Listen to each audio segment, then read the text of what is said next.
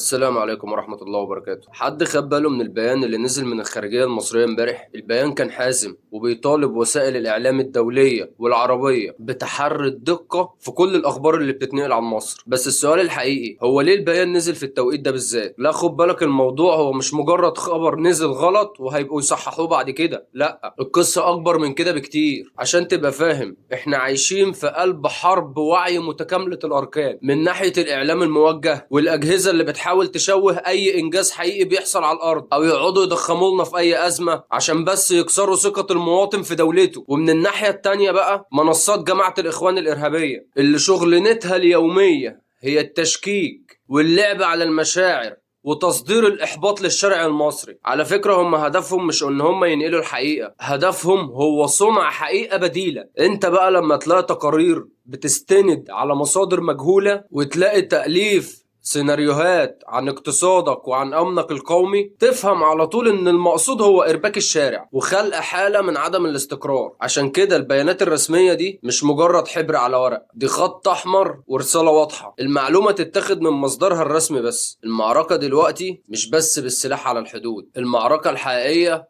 على تليفونك وفي الشاشة اللي قدامك وفي وعيك اللي بيحاولوا يستهدفوه كل دقيقة. خليك دايما أذكى من اللعبة.